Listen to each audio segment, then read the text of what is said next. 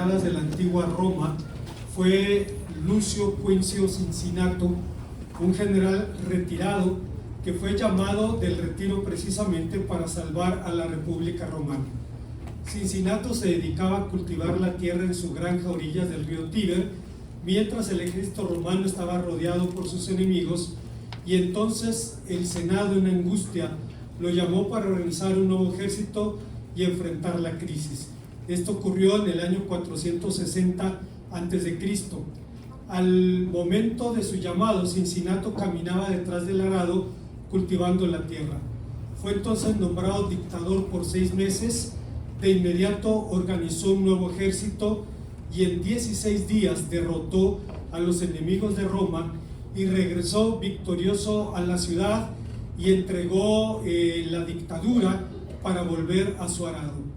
Cuando tenía 80 años fue llamado una vez más, pero ahora por el pueblo de Roma, cuando los aristócratas intentaron despojarlos de sus privilegios. Esta vez Cincinnato salvó a Roma de una guerra civil. Y cuando los romanos pensaban en una figura que encarnara el patriotismo, la frugalidad rústica y la carencia de ambiciones personales, evocaban siempre la memoria de Cincinnato, que casualmente es el origen del nombre de una ciudad que se llama así en los Estados Unidos. Guardando el sentido de proporción, los hebreos tuvieron en Josué, hijo de Nun, a su propio Cincinnato. Josué fue un excelente líder militar, político y religioso. Dirigió la conquista y colonización de la tierra prometida. Era un hombre sobrio y modesto, un profeta que después de repartir la tierra prometida se retiró a su heredad en las montañas de Efraín. Disfrutaba tranquilamente de su retiro cuando a sus 110 años fue llamado una vez más, pero no fue llamado por los líderes de la nación o por el pueblo. Fue llamado por una carga insostenible, por la imperiosa necesidad de confrontar al pueblo con la decisión que iba a determinar su futuro en los siguientes siglos. Y la disyuntiva era optar por el Dios único y verdadero o asumir las consecuencias desastrosas de cualquier otra elección. Su urgente llamado fue expresado en 3 imperiosas demandas que vamos a considerar en esta tarde. Antes, hermanos, de pensar en las enseñanzas de este pasaje, debemos decir que Josué, hijo de Nun, es un personaje fascinante y desconcertante. Parecía que siempre estaba gente detrás de él animándolo a hacer aquello que Dios lo había llamado. Moisés le dice: mira que te mando que te esfuerces y seas valiente, no temas ni desmayes, porque el Señor tu Dios estará contigo donde quiera que vayas. Dios mismo le dice que lo ha levantado para dirigir a Israel, pero que tiene que esforzarse y ser valiente. Y la nación le dice a Josué que van a estar con él como estuvieron con Moisés mientras se esforzara y fuera valiente. No tengo elementos más allá de la suposición para llegar a la conclusión de que el tipo de liderazgo de Josué era aquel que se denomina liderazgo a desgano. Es una característica que yo tengo. No me gusta estar diciendo yo mando, yo soy enemigo de eso. No me gusta levantarme en primer lugar, y estaba platicando hace 2 semanas con el pastor René Palacios, quien fue ordenado al ministerio, y yo le comentaba eso. Estábamos cenando juntos y le decía, creo que tenemos, aparte de cierto parecido físico, dicen que es mi sobrino y algunos hasta que es mi hijo, y ya cuando conocí al papá, pues sí parecemos de la familia. Aparte de eso, le digo, creo que compartimos el rasgo de liderazgo a desgano. Era el caso de Josué. No era un hombre que le gustara protagonizar, pero claramente cuando asumía una responsabilidad, seguía con ella hasta las últimas de las consecuencias. Cuando era un jovencito y servía a Moisés, dice la palabra de Dios, pero el joven Josué nunca se apartaba del tabernáculo. Era un hombre comprometido. Y cuando tiene 110 años, se ve impulsado por una imperiosa necesidad, la de llamar a la nación convocarla para que tome la decisión que va a determinar el futuro inmediato del pueblo. En su llamado hay tres urgentes llamadas. La primera de ellas es un llamado al temor de Dios. Antes de la muerte de Moisés, Josué fue ungido formalmente como líder de Israel en Números 27. No solamente el pueblo sabía que iba a ser el sucesor, sino que Moisés delante de la nación formalmente lo unge en una ceremonia en la que le transmite el poder y la autoridad. De cuando en cuando es necesario hacer algo en nuestras iglesias. Hace algunos años, en la primera iglesia bautista de Ciudad Satélite, había un líder muy carismático, había mucha gente que lo apreciaba, lo seguía, le gustaba cómo predicaba, el hermano Roberto Torres Lisiaga. Y entonces Dios lo llamó a fundar una nueva iglesia, y el pastor de la iglesia llamó a Roberto, lo pasó al frente con los diáconos, oraron por él, se arrodilló, le impusieron las manos, lo ungieron de esa manera, porque estaban dando un mensaje público. Nadie lo corrió, nadie se peleó con él, no tiene pleito con el pastor. Sencillamente Dios lo ha llamado a empezar un nuevo ministerio y cuenta con nuestra bendición y con nuestro testimonio. Moisés lo hizo gráficamente para que el pueblo supiera que era él a quien Dios había escogido. Pero no era un líder político más, era un verdadero estadista. ¿Qué diferencia hay entre un político y un estadista? Un político es alguien que piensa en la próxima elección. Un estadista piensa en la próxima generación. El político es capaz de mentir para llegar a su aspiración.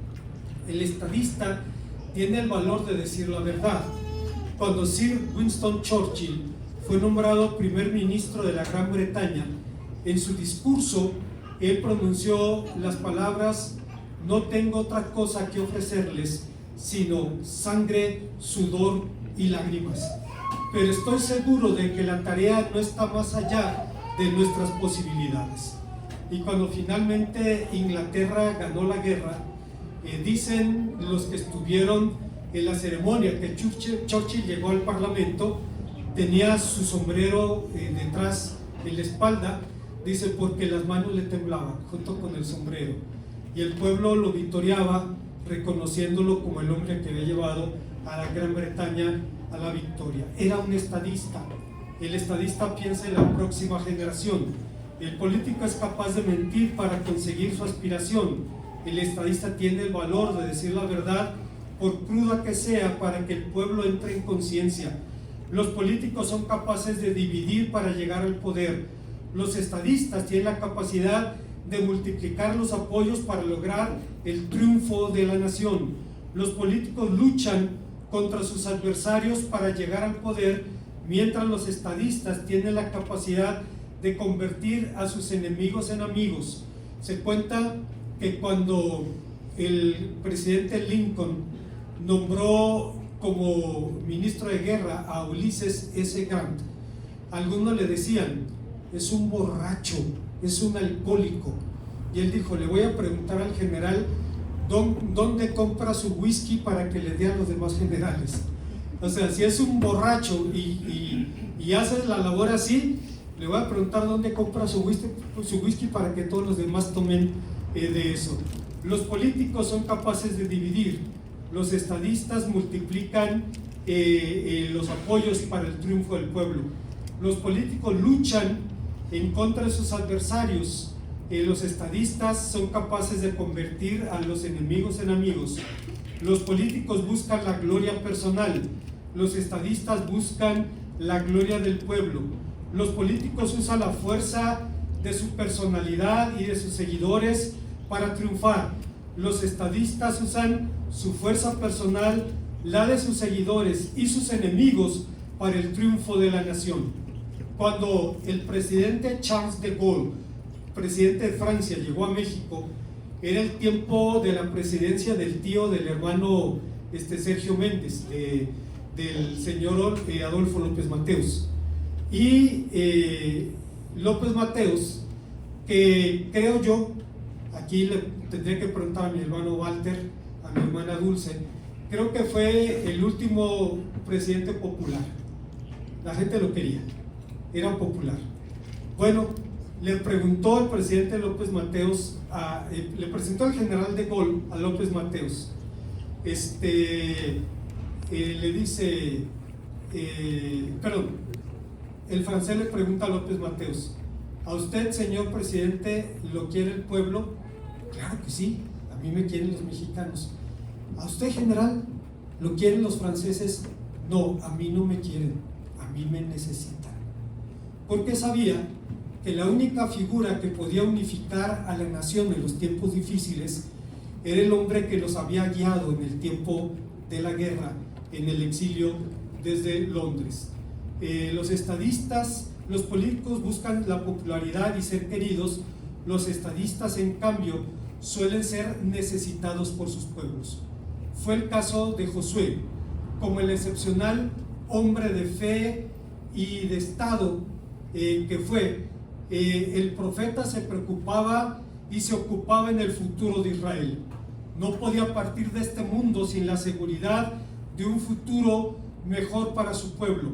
Juan Calvino habló de Josué y dijo que la piadosa solicitud de Josué provee un ejemplo digno de ser imitado para aquellos que están en el cargo de otros.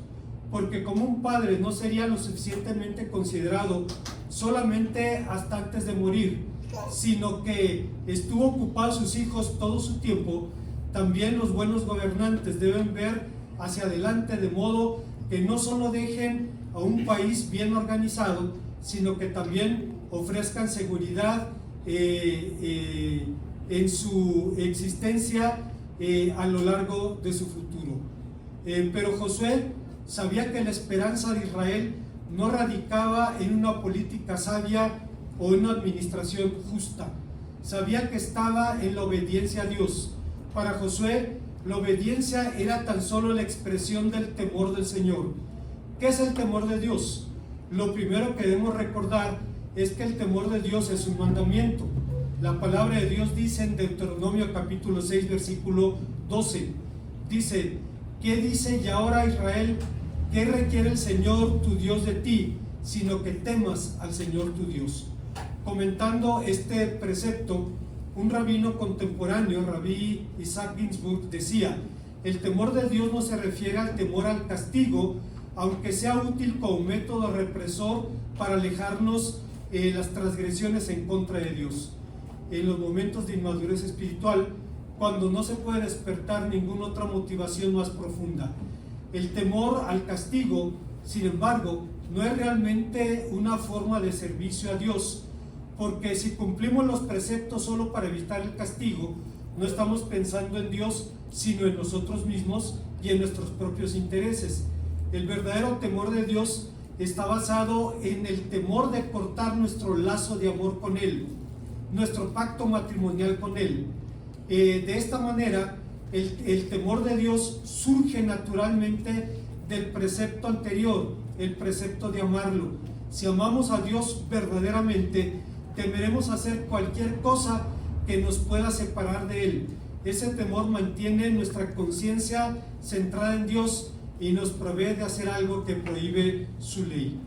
Aunque temor significa también honor, sumisión, la actitud adecuada del creyente ante el Señor es la de respeto reverente y sobrecogimiento.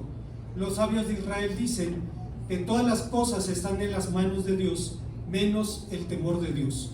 Lo que están diciendo es que esa es la parte que nos corresponde.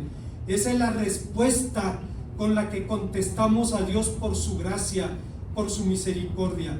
La persona que teme al Señor oirá su palabra y la obedecerá.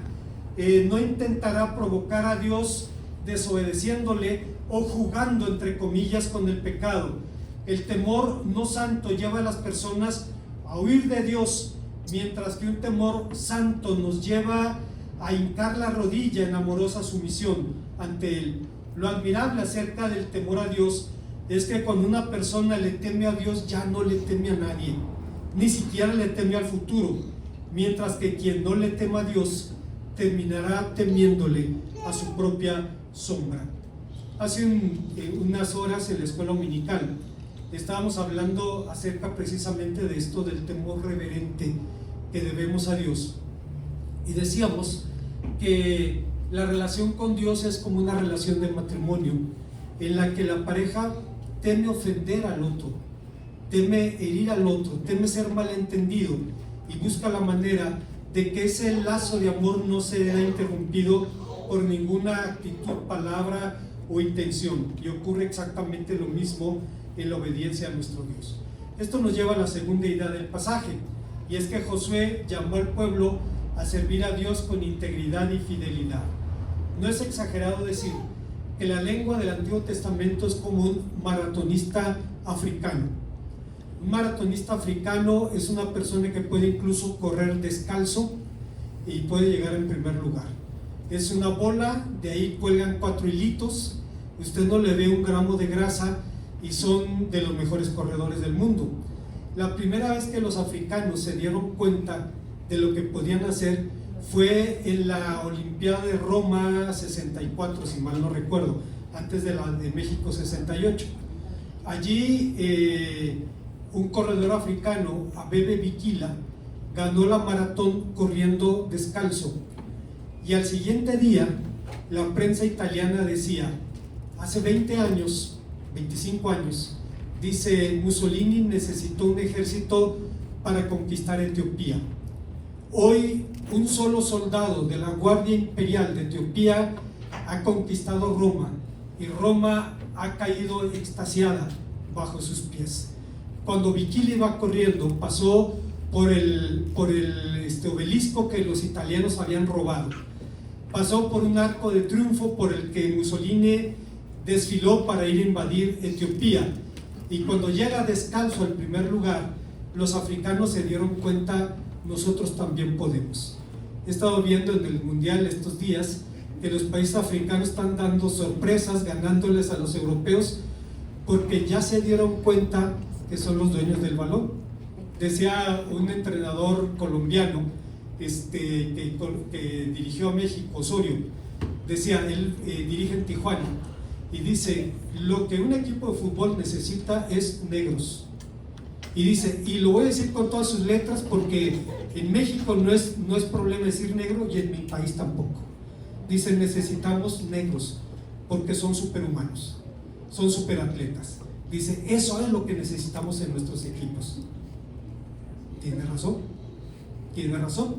Bueno, la lengua del Antiguo Testamento es así: magra, fibrosa, musculosa, tiene 2 tiempos gramaticales, 400 raíces, y con eso comunica la verdad divina a los hombres.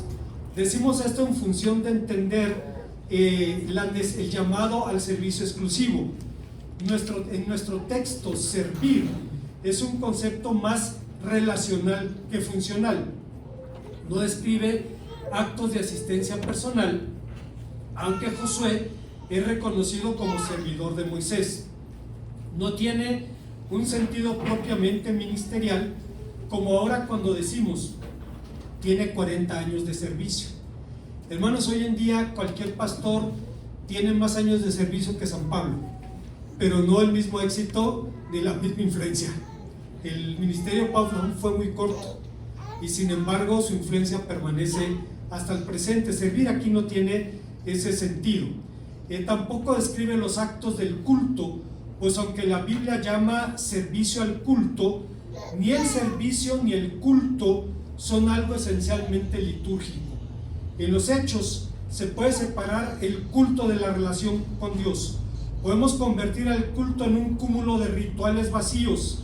Es lo que dice Isaías en el capítulo 29 de su profecía, cuando declara: este pueblo de labios me honras, pero su corazón está lejos de mí, y mi temor es un mandamiento enseñado por los hombres.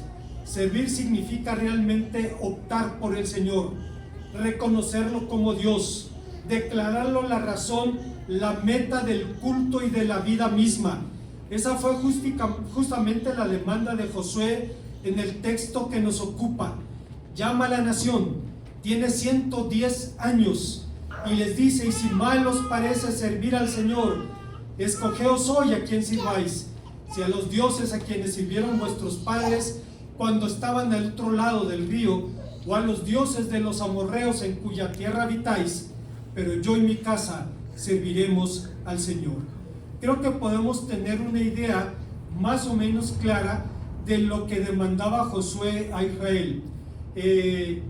No es difícil ver las flaquezas de ese pueblo, es muy fácil ver la paja en el ojo ajeno, pero a menos de que echemos manos del espejo de la palabra, nosotros tampoco podemos ver nuestro propio ojo. Así que debemos enfrentarnos a una pregunta ineludible: ¿qué significa para nosotros la demanda de servicio exclusivo? Más que nunca se hace necesario responder esta pregunta, porque hoy en día es harto conocido que el Evangelio de Jesucristo ha sido sustituido por aquello a lo que Pablo llamaba otro evangelio. El teólogo costarricense Juan Stam menciona 5 evangelios que no son evangelios, pero son populares en el mundo evangélico. Primero, el evangelio dinerocéntrico, en el que los predicadores de la prosperidad se inventaron una supuesta ley de la siembra, manipulando, según a los Corintios 9:10, convirtiendo una simple analogía agrícola en una especie de ley universal y automática comparable a la ley de la gravedad. Este discurso va de la mano con el culto al éxito que produce una sociedad cristiana basada no en el amor, sino en la competencia, y cuyos criterios de legitimación son el dinero y la fama. Un cristianismo que predica justificación por logros, que idolatra a los exitosos y ningunea a los no exitosos. Número 2, el evangelio demoniocéntrico, conocido como guerra espiritual. Este movimiento ve demonios debajo de cada piedra y se enfoca en ellos más que en Cristo. Interpretan toda la vida cristiana como una lucha contra Satanás y sus huestes.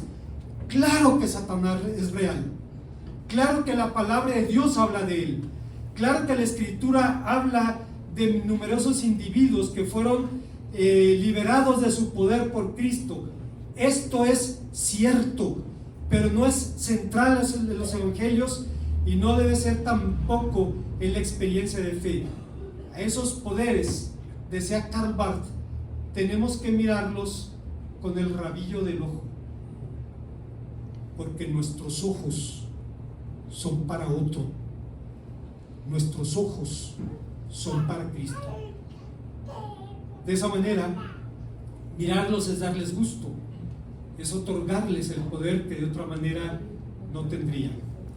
3, el evangelio milagrocéntrico. Es innegable que los milagros son importantes en la Biblia, pero un evangelio basado únicamente en los milagros no es el evangelio del Nuevo Testamento. Los milagros son señales, también son parábolas. Ante cada milagro debemos preguntarnos: ¿qué quiere decirnos Dios con esta señal? El milagro nunca es un fin en sí mismo, ocurre en función del propósito divino de redención, ocurre donde Dios quiere y cuando Dios quiere. Sabemos a la luz de la Biblia y de la experiencia cristiana que el oído de Dios no se ha endurecido ni su brazo se ha acortado. Hace unas semanas la hermana Lupita, la esposa de mi hermano Fer, fue notificada en una situación aterradora en su familia. Su hermano tuvo un colapso en una cancha de fútbol, estuvo sin respirar unos 8 minutos. Llegaron, lo llevaron al hospital y usted sabe, hermano, hermana, que bastan 3 minutos para dañar el cerebro. 3 minutos, no hace falta más que eso. Así es que las expectativas no eran nada prometedoras. Humanamente hablando, uno decía 8 minutos es demasiado tiempo, pero yo recuerdo a mi hermana Lupita que decía: no, pero confiamos en el Señor. Pues ahora su hermano anda dando testimonio en las iglesias en su ciudad. Dice: el Señor lo hizo recobrar su salud, volver a caminar, todas sus facultades, y ahora el hombre entiende: esto no fue de gratis, o sea, tiene un propósito. tiene el propósito de dar gloria a Dios y dar testimonio de su poder y de su amor. Y hermanos, yo le dije a mi hermana Lupita, mire, conceptualmente no me sorprende porque ya sabemos en el Dios en el que creemos. Emocionalmente así, porque eso no ocurre todos los días. Su brazo no se ha cortado, su oído no se ha endurecido. Hay un cuarto evangelio que no es evangelio, el evangelio raptocéntrico. En este caso la fe se centra en que Cristo vendrá a levantar a su iglesia y a llevarla al cielo antes de la gran tribulación. Esta ferviente expectativa del rapto de la iglesia domina la fe de millones evangélicos y a veces consiste en su única esperanza. Curiosamente, busque con lupa en su Biblia, la palabra rapto no aparece en la Biblia. Un análisis gramatical serio nos lleva a entender que el verbo ser arrebatado cifra simplemente el acto de llevarnos al único importante, a nuestro encuentro con Cristo. El evangelio raptocéntrico no solo confunde verbos con sustantivos, confunde el mero transporte con lo único importante, y es encontrarnos, decía el apóstol San Pedro en su primera carta, capítulo 1, con aquel a quien amamos sin haberlo visto. 5. Hay un quinto evangelio que no es evangelio, el evangelio egocéntrico. Un denominador común de los pseudoevangelios es su egocentrismo. Proclaman un evangelio de ofertas, ofrecen el oro y el moro, ofrecen sin las exigencias del discipulado, de la vida crucificada, de la negación del yo, ofrecen la prosperidad, el poder, la victoria, la sanidad, la profecía, el escape de la gran tribulación y del infierno. Y esto no es nuevo, pues hace casi 200 años el prócer cubano decía de algunos curas de su tiempo lo que ahora podemos decir de algunos pastores de nuestro tiempo. Fíjese lo que dijo José Martí.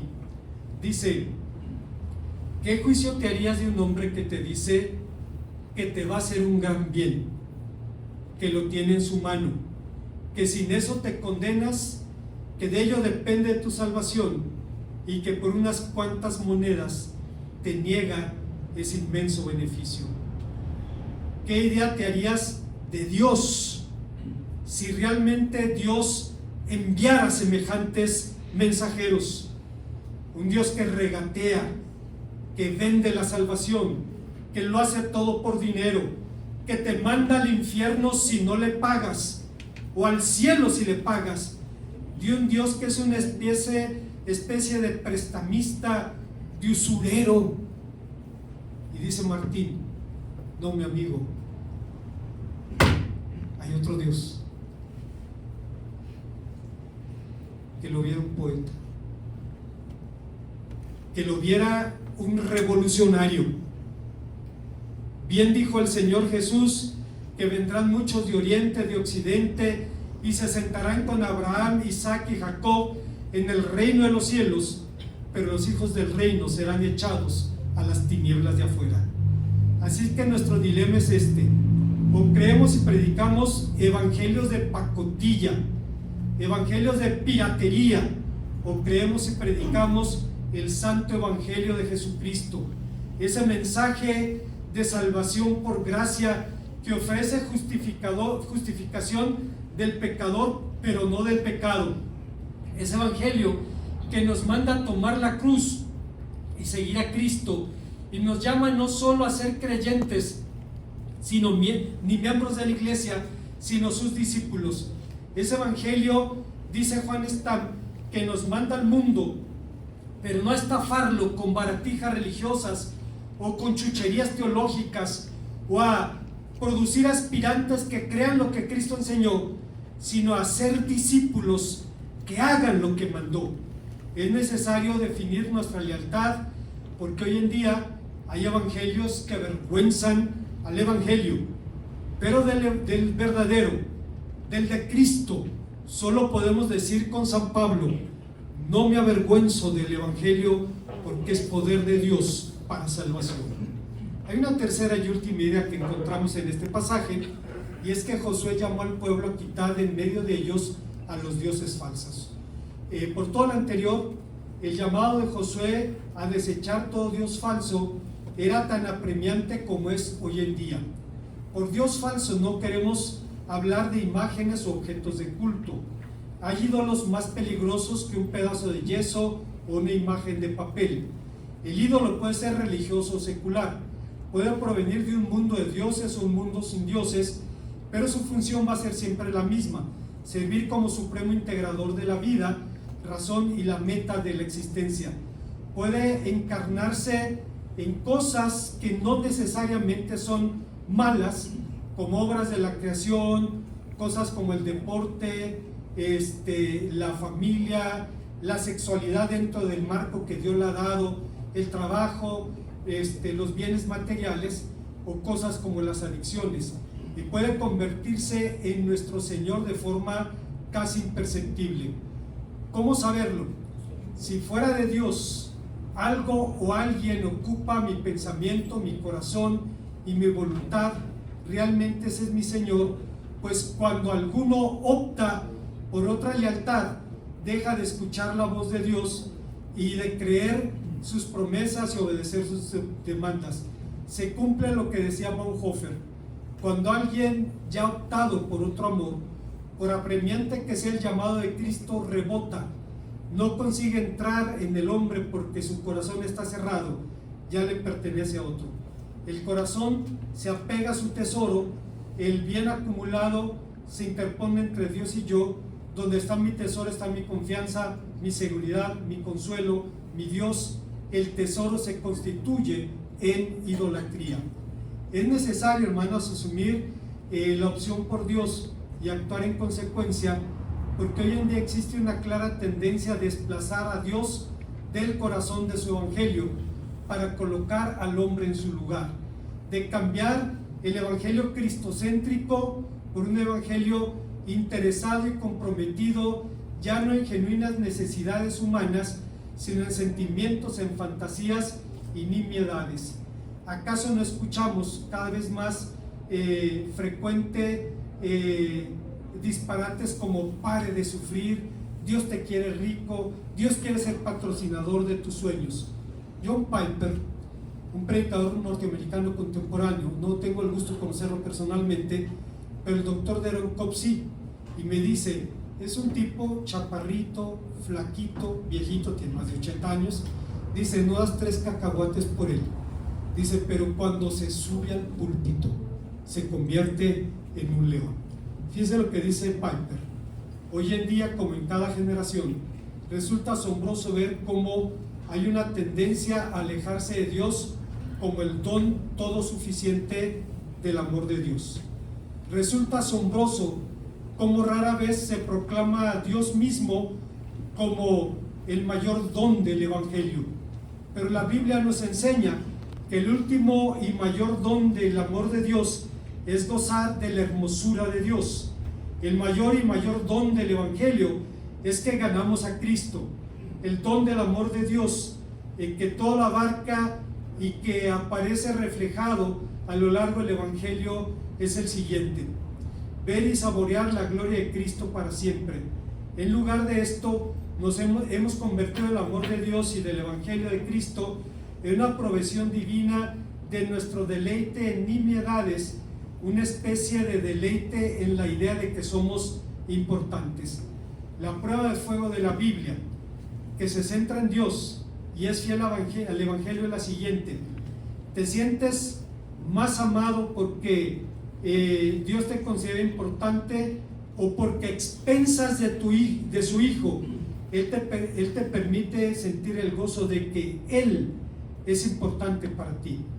Recae tu felicidad en la cruz de Cristo como prueba de su propio valor, de su valía, o es una vía para disfrutar simplemente de la valía de Dios. Es la gloria de Dios en Cristo la causa de tu alegría. Es verdad que existen 10,000 dones que el amor de Cristo nos otorga. El Evangelio de Cristo proclama la nueva de que al morir obtuvo 10,000 bendiciones para su novia, pero Dios es el Evangelio. Ninguno cuya dicha conduzca al gozo definitivo no conduzca primero a Dios, y nadie para quien el mayor don del Evangelio no sea Dios mismo podrá disfrutar las bendiciones del Evangelio. Aunque vivió una era distinta a la nuestra, José sabía que el hombre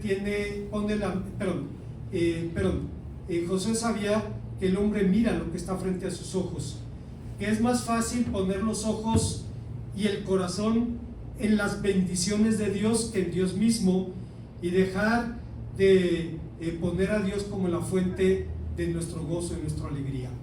Un predicador profundo del siglo pasado, Oswald Chambers, decía: uno de los retos más difíciles en la vida cristiana es centrarnos únicamente en Dios. Nos centramos en nosotros, en nuestro trabajo, en nuestra familia, es humano. Es humano. Así es que uno de los retos más grandes para la vida es centrarnos en Dios. Y dice, y son las bendiciones de Dios las que nos lo hacen difícil, porque pensamos en la bendición y pocas veces en la fuente de donde viene. La mañana de hoy me acerqué al hermano Sergio Méndez para felicitarlo, y él también me felicitó por el Día del Padre, y le dije: ya vi la foto de su nieto, es un clon suyo. Y sí, es el hermano Sergio. Los gestos, la estructura ósea, el pelo rojo, es un clon. Y el hermano se ruborizaba. Le digo: no, hermano, es un regalo de Dios, pero el regalo de Dios no debe quitar nuestros ojos de donde viene el regalo, no debe quitar nuestros ojos de Dios mismo, que es la fuente de todas nuestras bendiciones. Jonathan Edwards, un puritano norteamericano, para que nos demos una idea, dicen los que saben que los puritanos son como los montes, como en los Alpes, los montes europeos, y que Jonathan Edwards era como el Everest.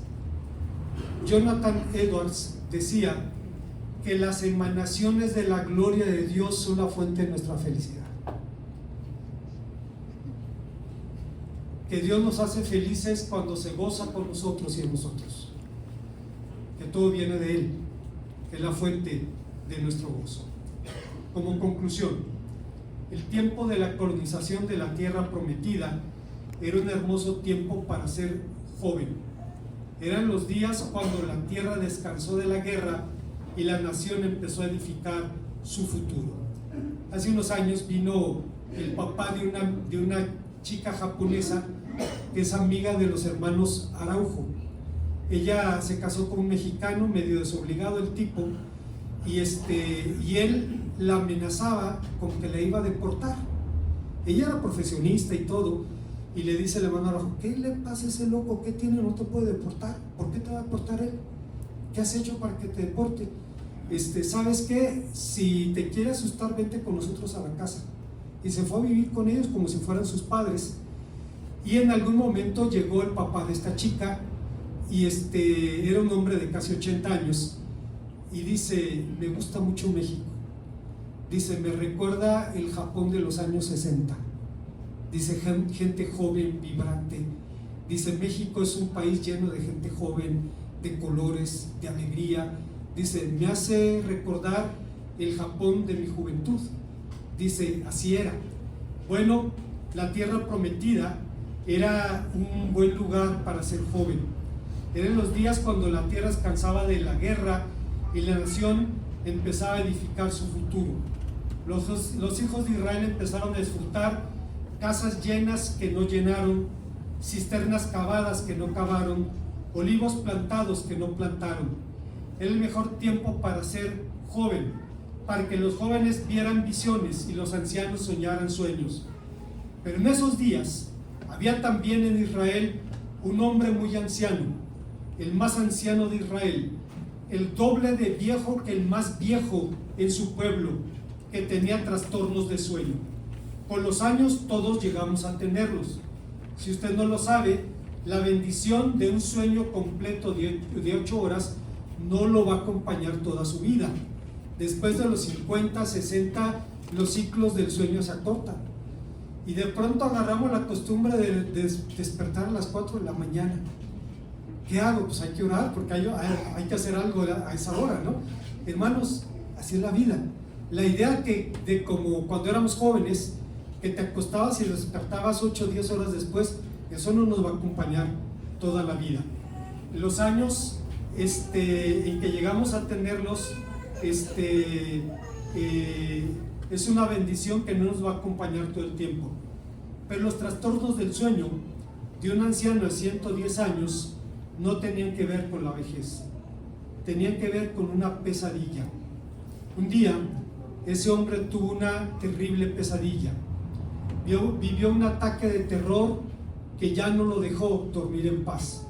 En su pesadilla vio imágenes terroríficas, vio miseria y esterilidad y mortandad en su pueblo, vio el cielo convertido en bronce y la tierra en hierro para negarles el sustento, vio nubes de polvo y ceniza lloviendo sobre los campos, vio derrotas catastróficas, vio a los valientes de su pueblo saliendo por un camino para luchar y regresando por 7 caminos diferentes para escapar, vio la humillación de los vencidos y la arrogancia de los vencedores, vio enfermedades mentales, gente enloquecida de dolor, vio a su pueblo oprimido y saqueado, despojado incluso de la esperanza en la redención, vio los olivos tirando su fruto antes de tiempo, vio a sus hermanos despojados sus bienes, de sus casas, de sus animales, de sus mujeres, de sus hijos, que fueron entregados para adorar al palo y a la piedra. Vio a las novias vestidas de gala y a los esposos viendo cómo las forzaban los extraños. Vio a los pueblos de la tierra burlándose de ellos y a ellos convertirse en bromas y en refranes. Vio a sus hermanos saliendo de su tierra con yugos de hierro en sus cuellos para no regresar nunca jamás. Vio hombres construyendo casas que fueron habitadas por extrañas, plantando viños que serían disfrutadas por ajenos. Vio ciudades sitiadas por sus enemigos y a sus moradores enloquecidos de hambre, comiendo la carne de sus hijos, devorando en la oscuridad la carne de los recién nacidos. Vio a su pueblo convertido en horror y en burla y en espanto de los demás pueblos. Eran imágenes apocalípticas, era como si la tapa del infierno se hubiera levantado frente a sus ojos. Pero no era el tráiler de la Divina Comedia, no era la arenga aterradora de un vendedor de indulgencias, era más aterrador que el infierno de Dante, más real que los terrores ficticios de un purgatorio ficticio. Era una pesadilla, pero el hombre estaba bien despierto. Con todo respeto, si alguien pregunta, pues ¿de cuál fumó? La respuesta es que Josué no fumaba, y menos de eso, no estaba en estado de intoxicación, tampoco tenía una imaginación delirante o una cabeza enferma. Veía el cumplimiento de la palabra de Dios, veía las palabras del libro de las bendiciones y maldiciones de Deuteronomio 28.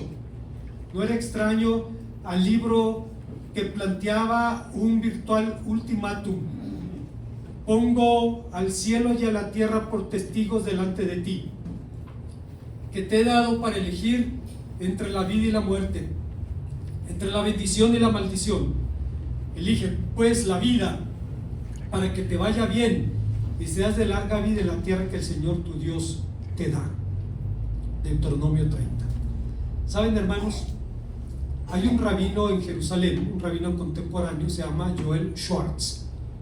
Él escribió un librito que se llama Shoah, que es la palabra hebrea para holocausto, y él habla del holocausto desde el punto de vista judío, y tiene una obra brillante. Es un librito delgadito, pero es brillante. Y en la conclusión hace una pregunta: ¿quién fue responsable? ¿Quién tuvo la culpa del holocausto?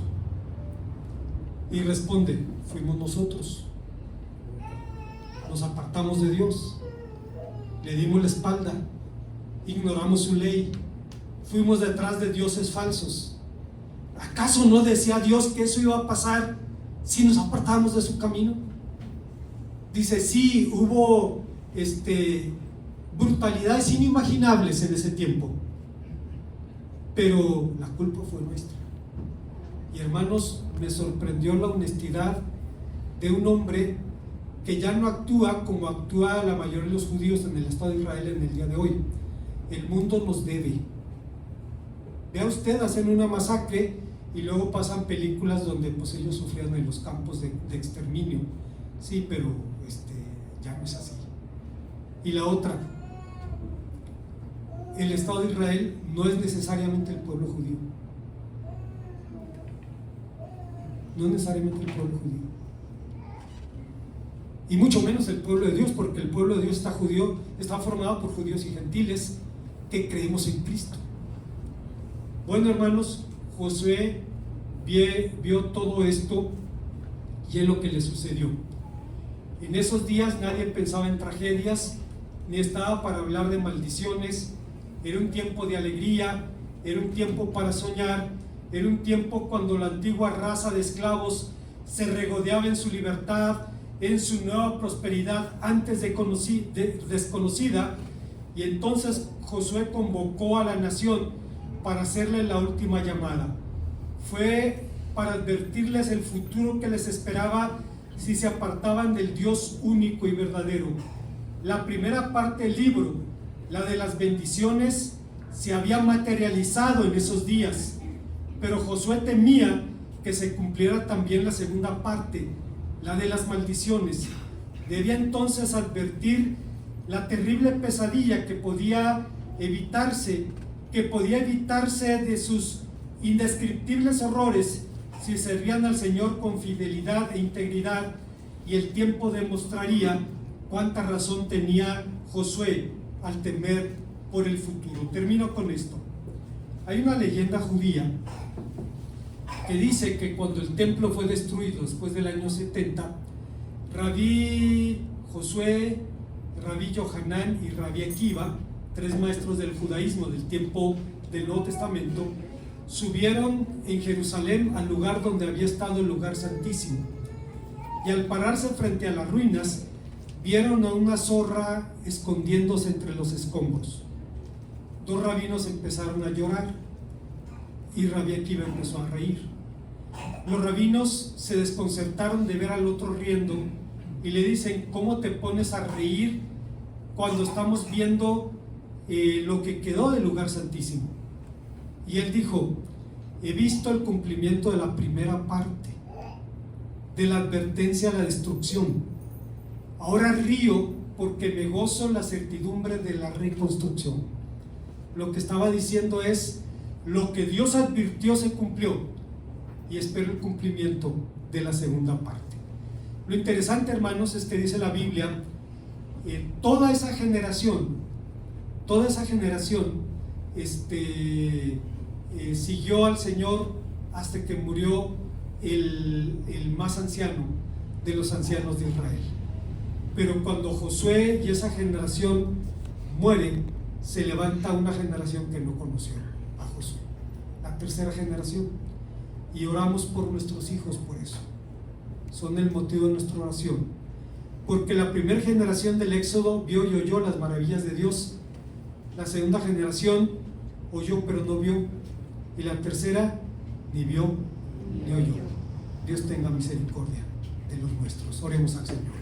Gracias, Padre, porque nos permite recordar tus promesas y tus advertencias. Permítenos, Señor, asumir una actitud de temor reverente delante de ti, para gozarnos también en el cumplimiento de tus promesas. Te lo ruego en el nombre de Cristo. Amén.